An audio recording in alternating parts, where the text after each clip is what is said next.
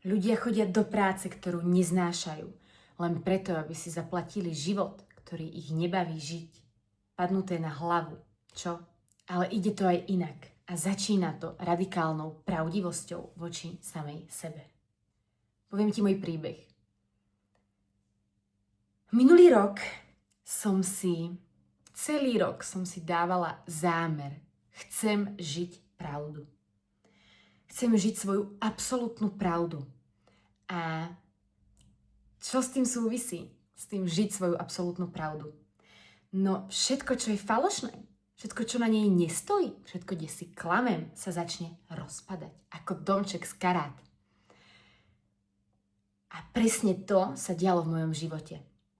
Na všetkých akciách, kde som bola, myslím meditačné retreaty a tak, na všetkých takýchto akciách som si dávala tieto zámery. Dávala som si tieto zámery, keď som ráno vstávala. Dávala som si tieto zámery, keď som meditovala. Proste neustále som si dávala tento zámer počas celého roka. A urobilo to v mojom živote veľkú show, veľký rozpad. Pretože naozaj všetko, čo bolo falošné, všetko, kde som si klamala, všetko, kde som nebola pravdivá, sa rozpadlo. Najviac asi som to pociťovala v mojom vzťahu partnerskom. Naozaj sme si prešli náročným, ťažkým obdobím. Všetko, čo v tom vzťahu nestálo na pravde, proste padalo. A bolelo to.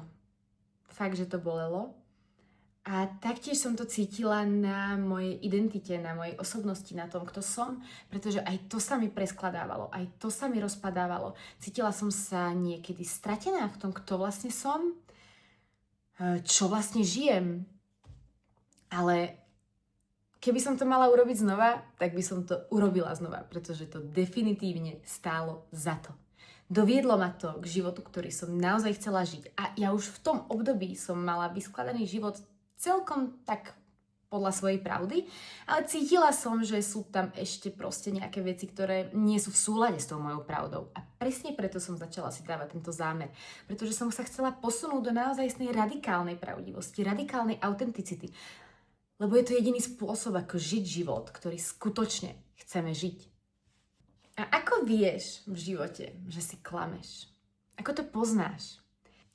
Tak v prvom rade najsilnejšia vec je to, keď cítiš, že to úplne nie je ono, že to úplne nie je tak, ako by si chcela, ale ty si hovoríš, ale veď to je v pohode, veď to je fajn, veď je mi dobre.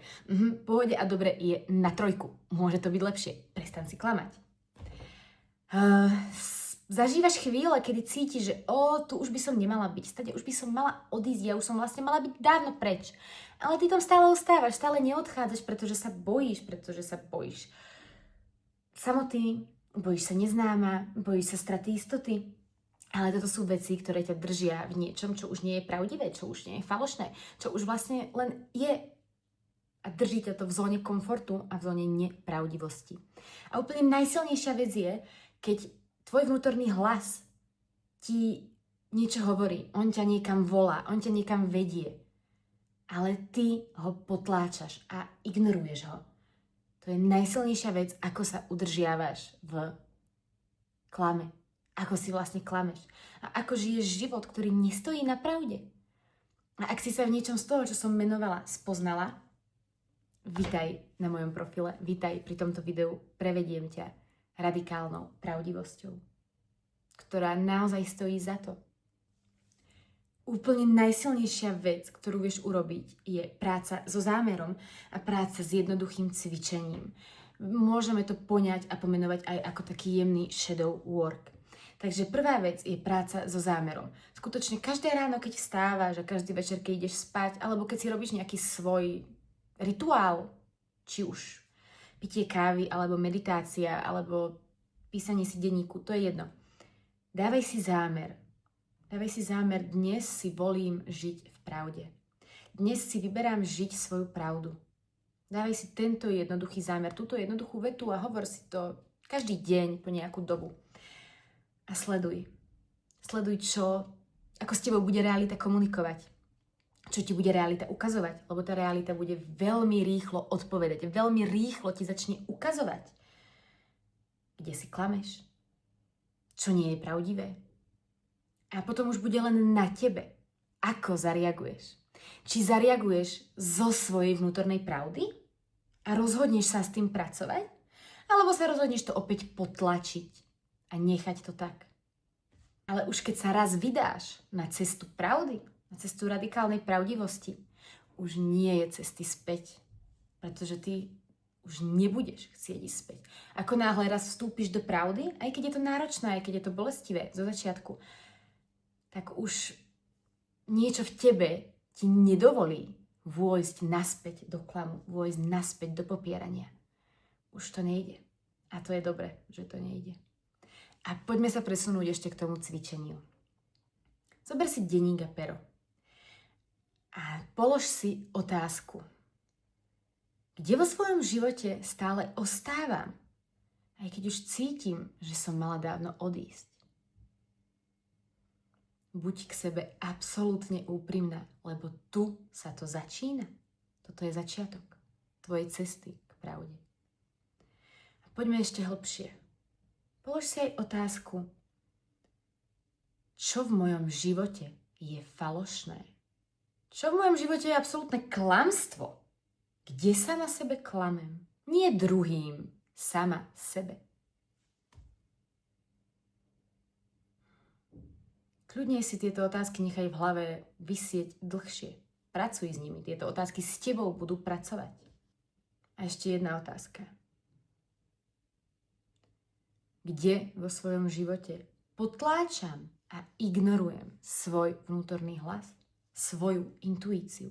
Na tieto 3 otázky je možné, že vypíšeš 3 strany, 3 A4, lebo odpovede sú veľmi veľké a veľmi hlboké.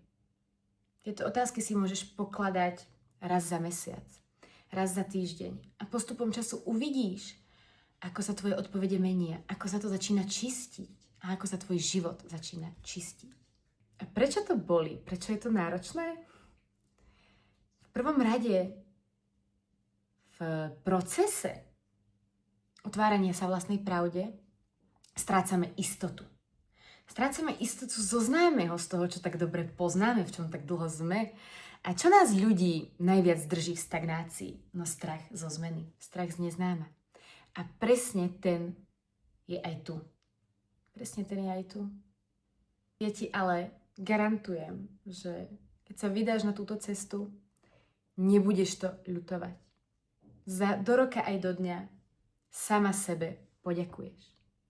A ak som ťa týmto videom aspoň trošičku inšpirovala prestať si klamať a začať žiť podľa pravdy, tak to splnilo svoj účel. Budem rada, keď ma začneš sledovať a vydáš sa na túto cestu so mnou.